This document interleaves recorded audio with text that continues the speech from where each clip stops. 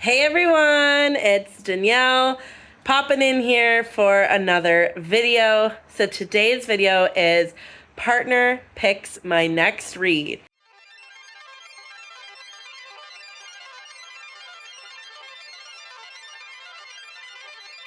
So my boyfriend Josh is going to have to pick my read from my book pile here. I do have a lot of other books, a ton of other books that he could choose from, but these books I just got from my local library. So I thought it would be fun, seeing as like there's a time constraint to read them, if he picked. I have all different kinds of sizes, as you can see. So we have some like thicker books. We have some tiny thin ones down there. These are all different. There's some middle grade in there. There's some historical fiction. There's some fantasy. I think they're all pretty much in either mystery, fantasy, or sci-fi. Oh yeah, there's not any historical fiction. I'm sorry. So either mystery, fantasy, or sci-fi. They're all different lengths. They're all different. Like there's some middle grade, there's some YA, and there's some just like adults fiction. So he will probably most likely not want to be on camera, but I'm going to show him those books. He has 1, 2, 3, 4, 5, 6, 7, 8, 9 to choose from. And then I'm going to read it and I'm going to kind of update you guys and show you my process of reading it and what I end up thinking.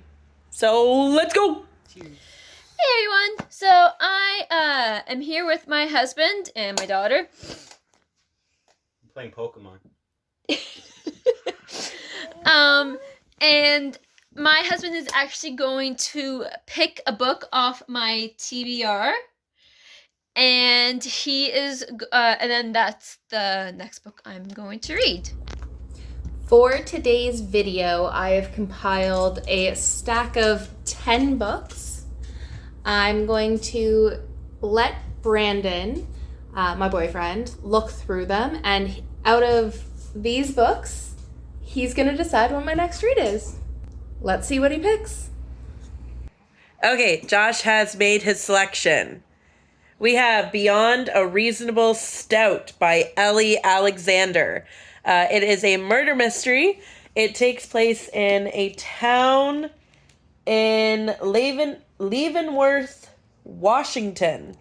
And basically, I don't think it's Washington, like, in the States. I don't know. Anyway, basically, this town's just celebrated Oktoberfest, and this main character owns a brewery, and they're trying to come up with new recipes, and basically they're all trying to get ready for the crazy amount of tourists they're going to have for the holidays.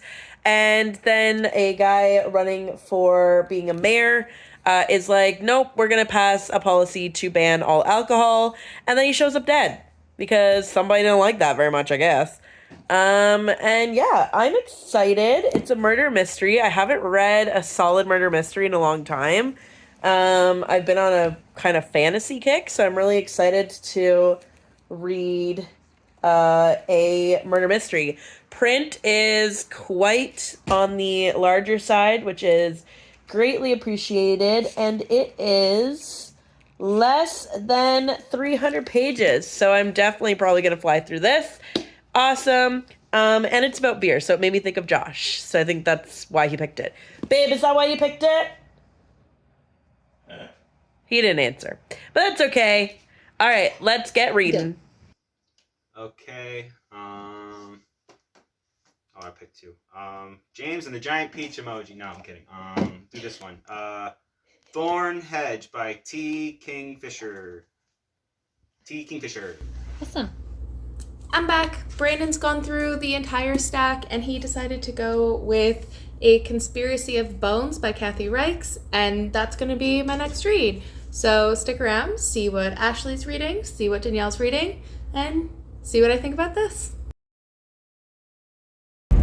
Hello, I am on my way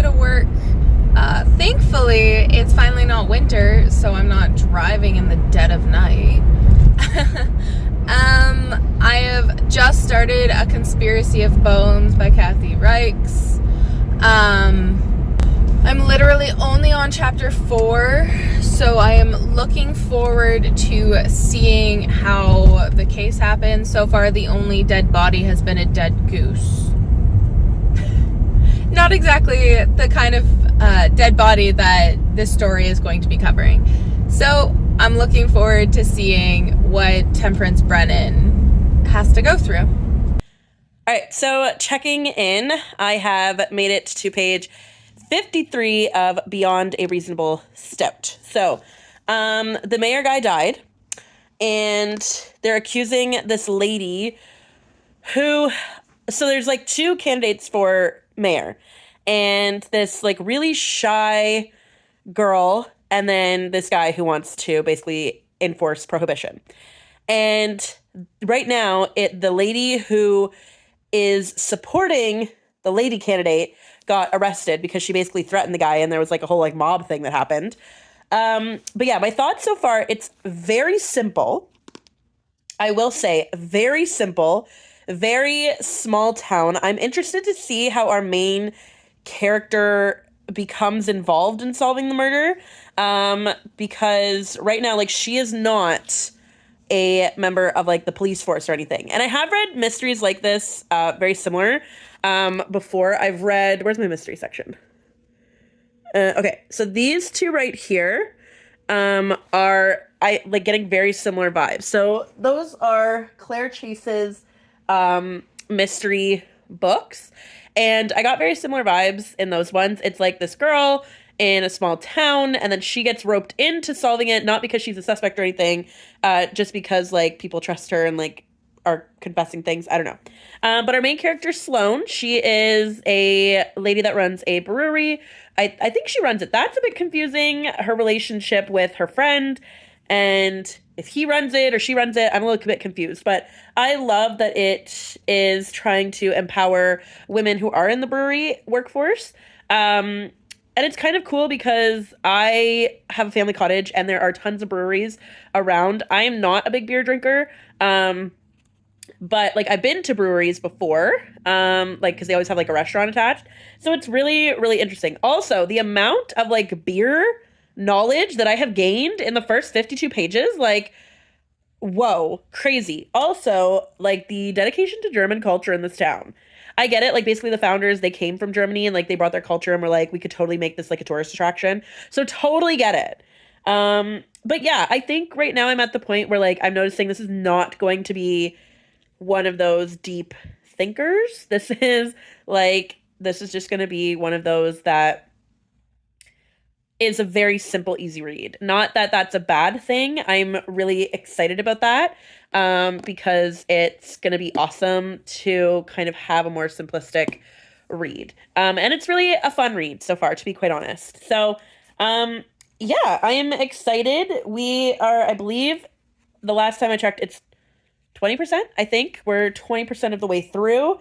So yeah, I will update you again at page 100. So right now I'm on chapter 6, and that would be chapter 11. All right, I'll see you then. I'm still on my way to work, but figured I'd jump in to correct something I just said. I wasn't on chapter 4, I was on chapter 2. The body gets brought up before chapter 4. I'm just listening to the audiobook, and it said chapter 4. It's an older audiobook, I assume, which means that the chapters don't necessarily line up. On this audiobook, the chapters that my account or car or phone, whatever you want to say, claims that I'm on isn't necessarily accurate. In this case, it appears to be 2 chapters off. So my phone/car currently says chapter 7. I've just started chapter 5. The body has become part of the story in what I think is a very interesting way. Mama Brennan, freaking amazing. I love her for what she's said so far. She might want to discuss her hot fiance with Tempe, her daughter, but even still, some great words of advice from Mom. And Hopkins is an amazing colleague. Sure, you don't have to be friends with your colleagues, but to have someone who's going to go to bat for you like this is still a pretty good idea. yeah, I'm enjoying it so far. The first 4 chapters were fun. The biggest difference, I will say, between the book and the TV show Bones, so it's a Temperance Brennan novel, the biggest difference between the show Bones and the book is kind of twofold. I know I said the biggest, but it's kind of twofold. First is that in the book, Tempe jumps between Quebec in Canada and North Carolina in the United States. She doesn't work with the Smithsonian at all. So she's technically got 2 bosses. Her partner isn't an FBI agent. He is a cop or a PI, depending on where you are in the series. Sorry, spoilers. Who works in Quebec. So it's not Sealy Booth. His name is Ryan. So even the name is off. I don't know if I know Ryan's last name. Sorry, tangent.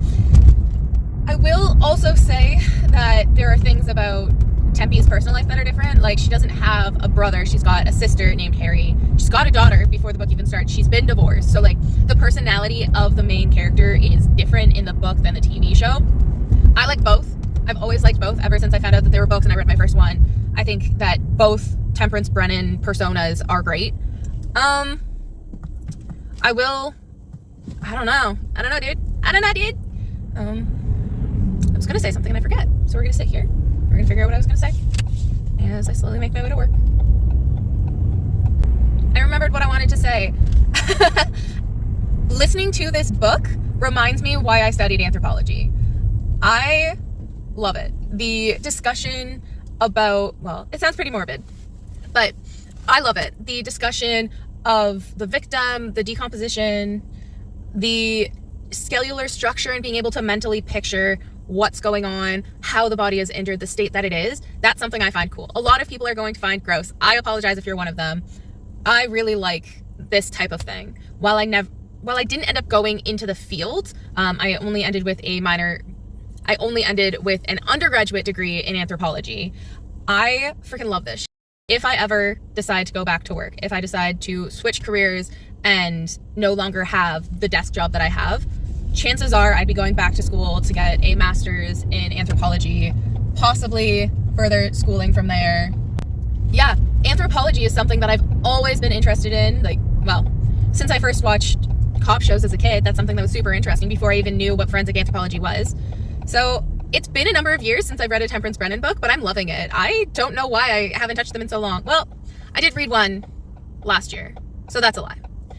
It's been a number of years since I've really gotten into the series, and I think I'm going to have to reread the books that I already owned and then read the new ones that I picked up recently, because I didn't realize how much I missed this world, this type of story, and I'm glad to be back. Final update for the morning, because I've got to actually get out of my car and go to work now that I'm in the parking garage. Hefner can go suck it. Okay, checking in again. I have made it past page 100. I am on page 116. Not a whole lot has happened since they blamed this lady girl for killing the mayor candidate guy. Our main character Sloane has kind of now gotten roped into helping with this investigation because the girl that's being accused asked her to help. I have a guess at who I think did it. I don't know if that guess is gonna be right. So I think it's the guy that owns the local bar. I think his name is Ross. So I am like, this is a very simple, easy read. There is all of these different people in this village, and they're not really focusing right now on the actual murder. They're more focusing on the beer part of this. So that's quite interesting. But yeah, so far there's not a lot of mystery plot, which I'm not loving, but it's an easy read. So yeah, I'm about that far through the book. I have this much left. So let's see what happens. So I think it was the Ross guy. That's what they're setting it up for. Maybe it will be somebody else. I don't know. Also, enjoy all my flowers because it was recently my birthday, and now I have all these flowers behind me. So, and my new nails. It has been quite some time since I picked up this book. So anyway, all right, let's keep going. Hey, so I just wanted to check in because it is 9:20 at night, and I am now halfway through this book. It's only been a day. I'm on chapter 6, so I just wanted to come on and say that I am enjoying it, and the way that booktuber explained the book, it's happening now. You found out a lot about the Beast and toadling,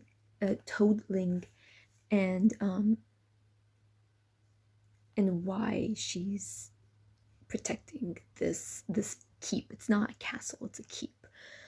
So like I said, I'm only on chapter 6. I've got a couple more chapters to go, and I'm hoping to find out, first of all, if they wake the Beast and if they can break the curse. I say they because there is a knight, I forget his name, Hellman, I forget, starts with an H, ends with an M, and he's trying to break the curse, and I wonder if the Beast is going to wake up and what Toadling can do to stop the Beast.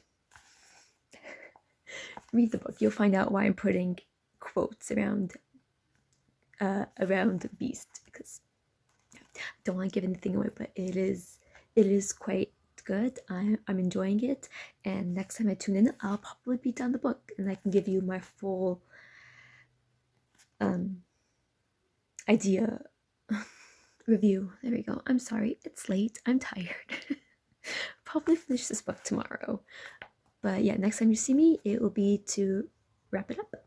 Good morning, good morning. It is the next day. I am on the way to the gym. Once again, I am thankful that it's not winter and I have some sun to drive in instead of pitch blackness. My only complaint is that I'm driving into the sun, so that's fun. I'm on chapter 15 now. I read a little bit more after you saw me. I'm starting to get into the investigation stage of the book. I find it interesting that the title, A Conspiracy of Bones, is tying pretty well into the plot so far. There have been a bunch of conspiracy theories, not necessarily about this case, but just in general discussed throughout the book. A couple that I've heard before, some that are proven to be true, like the CIA attempting to study mind control with LSD, that sort of thing. Like, that's one of the conspiracies that's been talked about so far.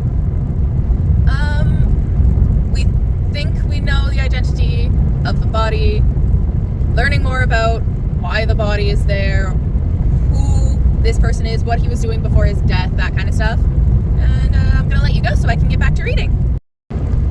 Okay, I'm back. It's been a chapter, hasn't been long.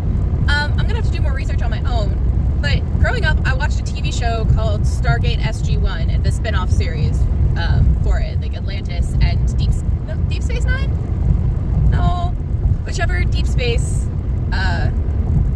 Stargate show there was, that's the one I watched. I feel like Deep Space Nine is Star Trek. I could be wrong. I did watch it, but I can't remember the series. Anyways, that's besides the point. I grew up watching the show called Stargate. I'm gonna have to do more research, but it seems like this was actually something the government did, not actually go to space, but Stargate was a government experience. One thing in which they tried to do was time travel and like space travel, and that's where Stargate comes from. So if that's true, I want to do research on my own, like see what actually happened. So when I'm not driving, not at the gym, not at work today, that's one thing I'm going to try to remember to do, to look up Stargate and see what the government actually did or classified as Stargate, because that's pretty interesting to me. I never knew that the show was based on a government experiment. Okay, I have made it to page 199 in Beyond a Reasonable Stout. I'm 71% of the way through, according to Storygraph. And I cannot figure out who killed this man. It seems like everybody has a motive, and now like more characters have been revealed that would have had a motive. Essentially, he is in a town that is known for its German culture, specifically surrounding Oktoberfest. So a lot of alcohol, a lot of drinking, and he basically wanted to ban alcohol in this town, which being a tourist town, this is like, that's their main thing that attracts all of the tourists. And he wanted to get rid of all of that. So obviously everybody was really upset by that. So obviously a lot of people had motive for wanting to kill him. I can't figure it out. I thought it was the guy whose name is Ross, who owns the bar. But then there was like, it was revealed that the guy who died was blackmailing the other mayoral candidate. So it could be her. I don't know. It's like, I'm curious as to who it is. Again, the writing is pretty simple. The plot is not that thick, but it's like thick enough that you're like, who did it? Or maybe I'm just like, I mean, I've been sick, so maybe my brain is just like not computing. Maybe it's really obvious. I don't know. But anyway, so I have about 30% of this book left. I have 81 pages left. And we'll see. We'll see if I'm right. So right now, I'm torn between Ross, the guy that owns the bar, and Valerie, the other mayoral candidate. Who knows? It could be something completely different than that. All right. Let's see. Let's see who it is. I am now on my way from the gym to the office, and I've just popped in to say that Nick Body gives me crazy Andrew Tate vibes. And that's that. If you know, you know. If you don't, I don't want to explain it. I'm leaving work now, just getting out of the parking garage. It's pretty gloomy outside, so I'm hoping I can make it home before it rains too much.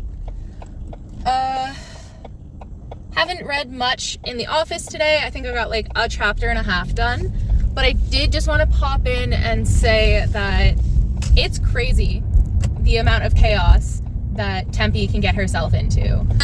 This stuff would not fly. The kind of things that she does, breaking into potential crime scenes, bringing evidence home, this kind of stuff would not fly in the real world.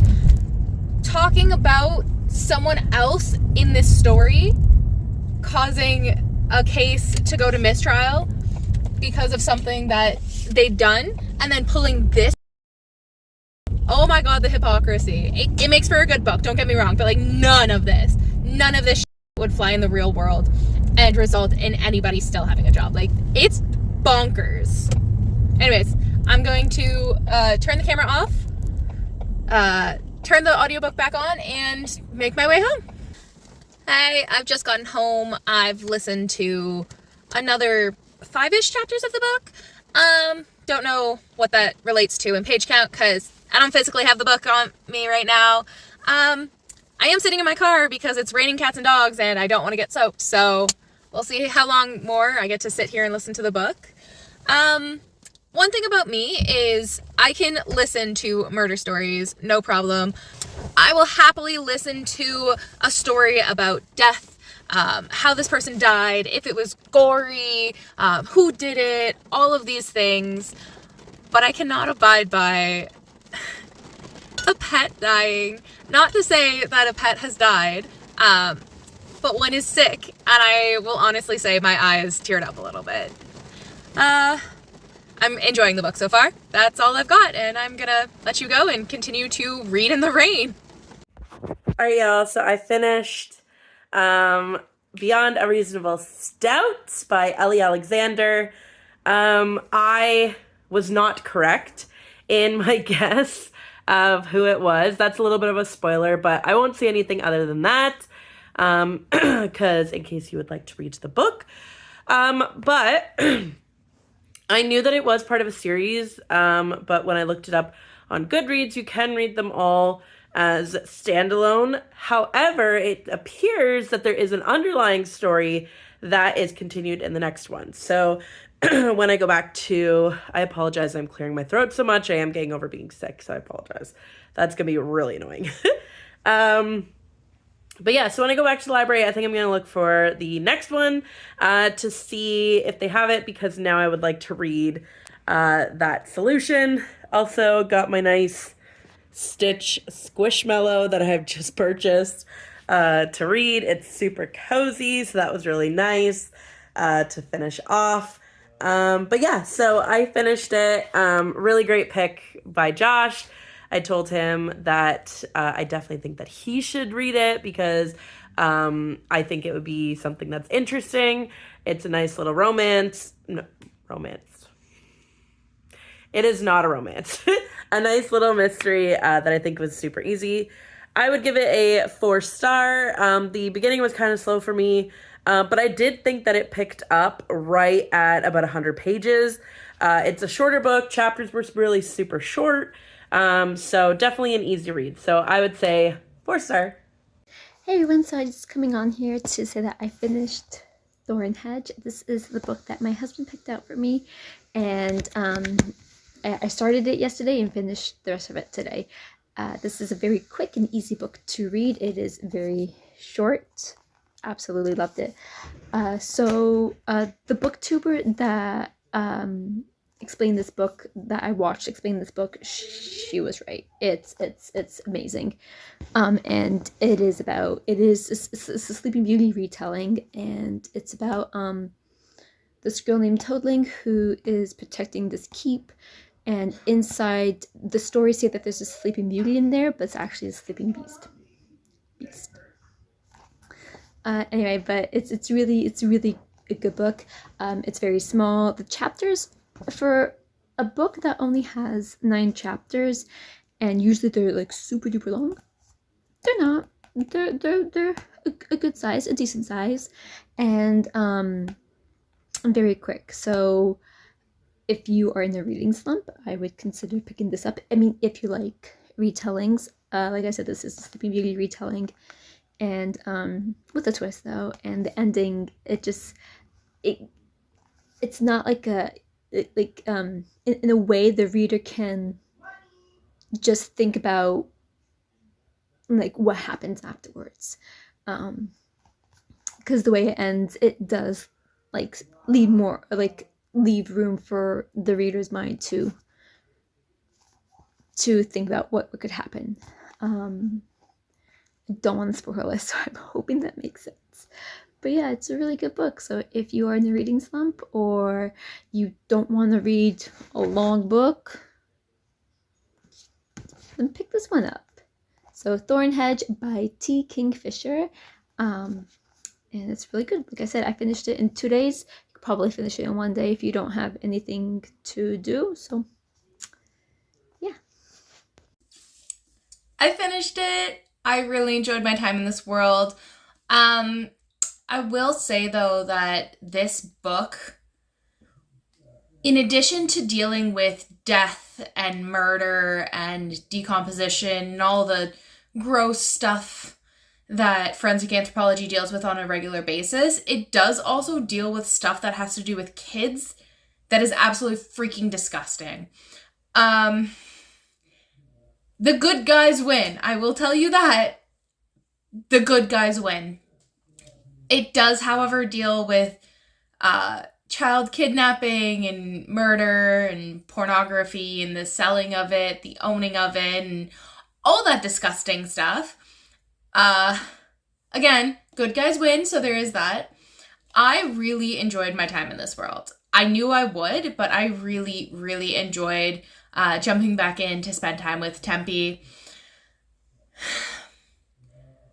This was a hard read a little bit because of the child stuff, which is why my rating's not going to be a 5 stars for it. But I still really enjoyed it. The plot was really good. There were times where I got frustrated with the characters, and that's because they felt really real. There were times where I was like, oh my god, this wouldn't happen in the real world. But it's not the real world. It's fictional. So they can get away with it, and I enjoyed reading about it. And then there were times where I was like, oh, sweet little moment that like touched my heart. And this world, Reich's writing, it's able to evoke strong emotions from me all the time. It gets me to feel, it gets me to want to keep picking the book up. It gets me wanting to grab another book in the series and just keep going. Heck, after I turn this camera off, I think I'm going to turn on a couple of episodes of the show Bones. I really enjoyed it.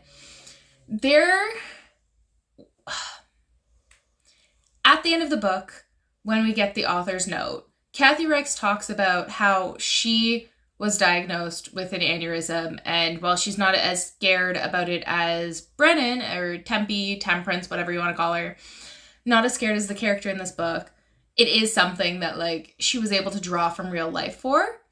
I don't think I have that, knock on wood. I do, however, connect to the migraine side of things, where sometimes when your head hurts, you don't know what's going on.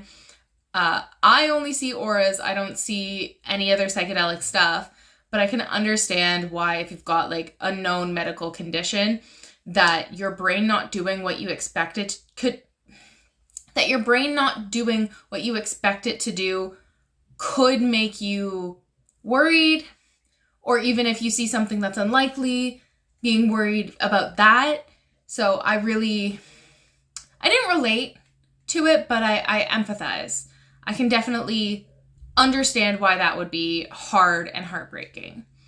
So, didn't give this book a 5, but Brandon did an amazing job at picking this out for me, because I am giving it a strong 4, maybe a 4.5. I'm going to sit on it a little bit more before I give an official rating.